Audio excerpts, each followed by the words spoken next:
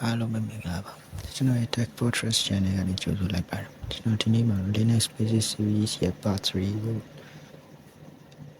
ပြပေးသွားမှာဖြစ်ပါတယ်ဒီဗီဒီယိုမှာတော့ Share Scripting အခြေခံတွေကိုပြပေးသွားမှာဖြစ်ပါတယ်ဒီတော့ Share Scripting ဆိုတာဘာလဲ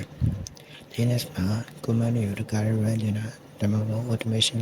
လုပ်ချင်တဲ့အခါမျိုးမှာ Share Scripting ကိုတိုးပြနေပါတယ်share script ဆိုတာကတော့ share command ကို file တစ်ခုထဲမှာရေးပြီးတော့ run ချင်တဲ့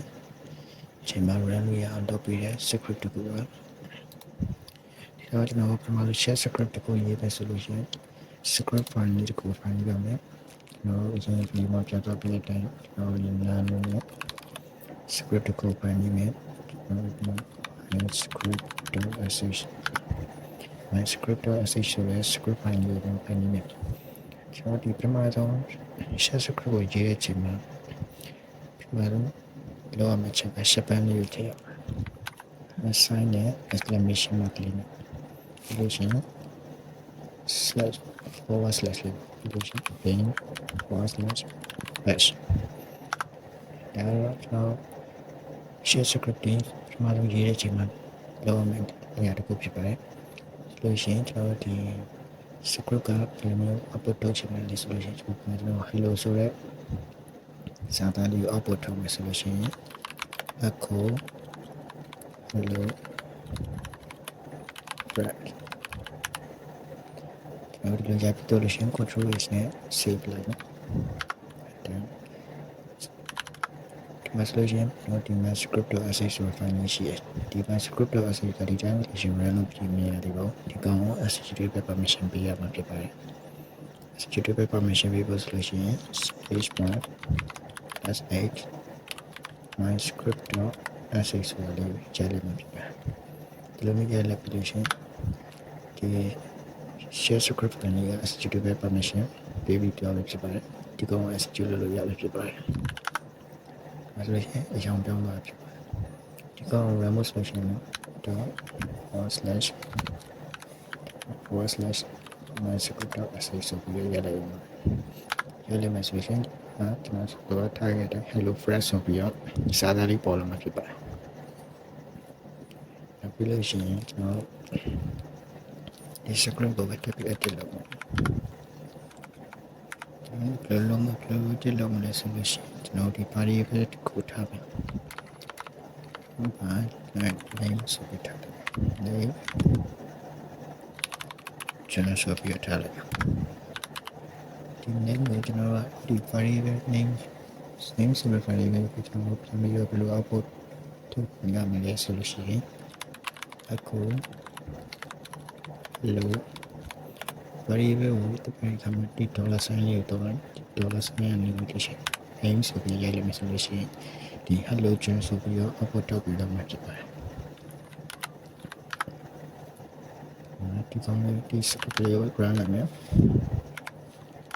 hello ကျွန်းဒါဆိုလို့ရှိရင် variable ကျွန်းတည်သွားပြီ variable ပြီးလို့ရှိရင်ကျွန်တော် user input တွေကိုဘယ်လို handling လုပ်မလဲဆိုတော့ပြပေးတော့မယ်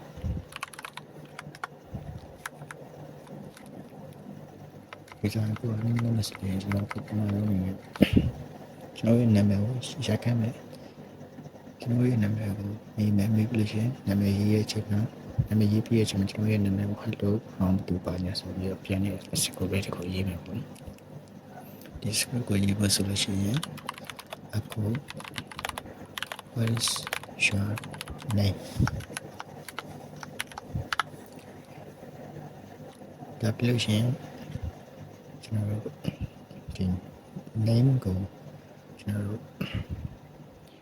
user input တွေဘယ်လိုပြန်ယူမလဲဆိုလို့ရှိရင်ဒီ username ဒီ username နေရာမှာကျွန်တော်တခြားတခုထားလို့ရပါတော့ဒီ username ဆိုတာကတော့ what is your name ဆိုရဟာပြီးလို့ရှိရင်ခြိုက်လိုက်လို့ရှိရင်ခြိုက်လာမယ် input ထဲက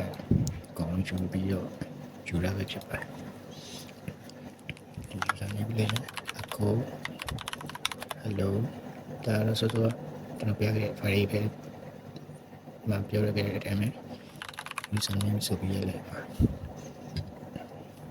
control s တက်မယ် script.sh where's your name Johnny must be hello Johnny ဆိုပြီးပေါ်လာပါဖြစ်ပါတယ်နောက်တစ်ခုအနေနဲ့ conditional statement တွေရှိတယ် programming language တွေမှာလည်း conditional statement ဆိုတာရှိပါတယ်ဒီမှာတော့ if and else ဆိုတဲ့ conditional statement ကိုသုံးပြပေးတော့မှာဖြစ်ပါတယ်ဒီ if and else ကဥပမာအဖြစ်တင်ရဘယ်တဲ့ဘယ်ပါတင်ရဥပမာပြီး session နဲ့အောက်ဆိုလို့ရှိရင်ရတော့ခွင့်မရှိဘူး session နဲ့တက်ဆိုလို့ရှိရင်ရတော့ခွင့်ရှိတယ်အဲ့လိုမျိုးပေါ့နော်အဲ့ဒီ script ကိုရေးမယ်ဆိုလို့ရှိရင်ဒီ script file ချုပ်ကိုတက်ပတ်နေလိမ့်မယ် condition to sh ဆိုလို့ရှိရင် shape လေးကိုရေးမယ်that's okay ဒါတော့ပထမဆုံးအနေနဲ့ကိုယ့်ရဲ့ concept ကိုရေးစဉ်းစားမှာပေါ့နော် concept ကိုလည်းစဉ်းစားမယ်ဆိုရင်ကျွန်တော်တို့မှာကိုယ့်ရဲ့အသက်ကဘယ်လောက်လဲရှိပြီဆိုလဲဆိုတာကိုမေးမယ်လို့ရှိရင်ဒီအသက်ဒီရွယ်ကြမှာဆိုလို့ရှိရင်ဒါကိုလောက်မယ်ဒါမှမဟုတ်အဲ့အသက်ရွယ်ကြမှာမဟုတ်ဘူးဆိုလို့ရှိရင်တခြားလောက်မယ်ဒီမျိုးပဲစဉ်းစားမှာကျွန်တော်တို့ where's your age ဆိုပြီး where's your age sorry right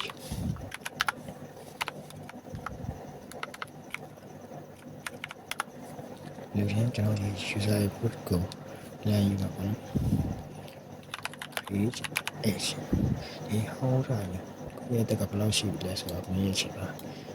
ဒီမှာလည်းဆင်းနေဆိုဆင်းနေတစ်ဆယ်ဆိုရကနေယူရတဲ့ဆိုဒီ age ဆိုတဲ့ variable တွေရောက်တော့မှာဖြစ်ပါတယ်ဒီဆိုတဲ့ variable ရောက်တော့ဒီ if and else statement ကိုသုံးမယ် if ဒီချင်းတောင်းပုံလို့ speed ချက်ချမယ်$sign age space ချက်ချမယ် minus ge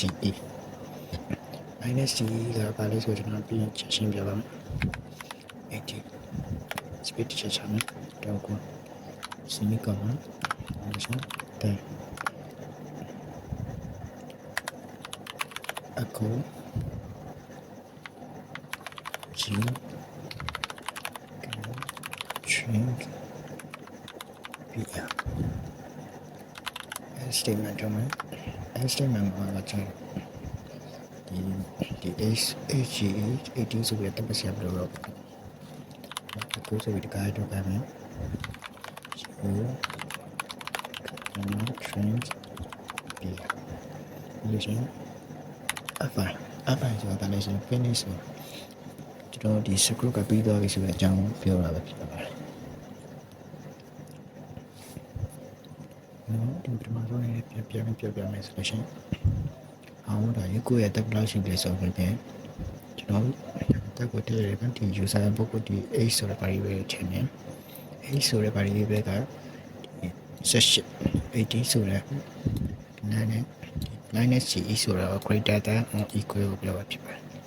ကျွန်တော်တက်တဲ့ age က18နဲ့ညီမယ်18နဲ့ညီမယ်ဒါမှမဟုတ်18တက်ကကြီးမယ်ဆိုလို့ရှိရင်ဒီအကော you can drag ပြရဆိုတာလေးကို print ထုတ်ပေးမယ်ဒါမှမဟုတ်18အောက်မှာ18အောက်ဆိုလို့ရှိရင် you cannot drag ပြရဆိုတာလေးကိုအောက်ပေါ်နေပြန်ထုတ်ပေးမယ်ဒါလေးပါ control this တော့ဒီကောင်လေးကို HTTP permission ပေးမယ်permission to access permission to access how you right now send it you cannot drink beer session it's right session submission you can drink beer second you can drink beer so that's the solution conditional statement ပြီးတော့ပါနော် conditional statement ပြီးလို့ရှိရင် loop အကြောင်းဒီမှာ loop မှာတော့ for loop အကြောင်းကိုပြောပြလို့ရတယ် for loop အကြောင်းပြရမယ်ကျွန်တော် artifact ကိုပြန်လို့ရတယ် loop transition ချက်ပိုင်းလို့ရတယ်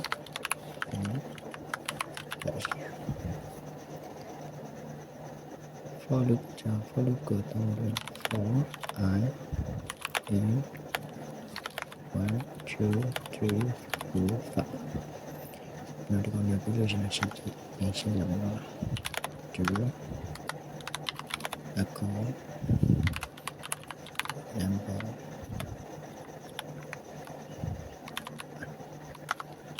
10 so for the balance between ကျွန်တော်ဒီ answer range ကပေါ့နော်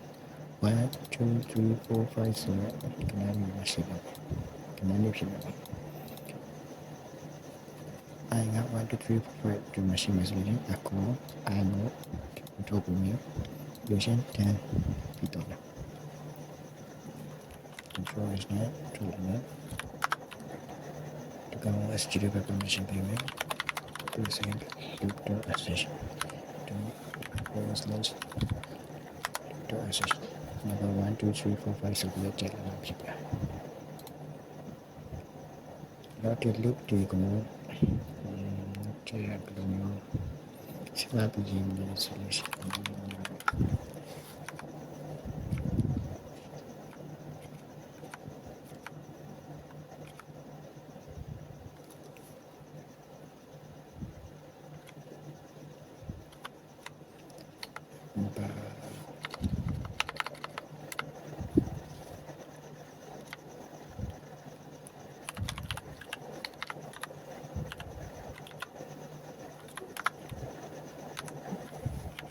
session and lagi count motion now the points so number so ne ai ma ku chat de aw thai lo yare di 1 2 3 4 5 ne ma la ku chat de khana lo chat pe chat lo ba lo ba so ma kin 6 7 8 9 90 chat 90 chat resolution points 1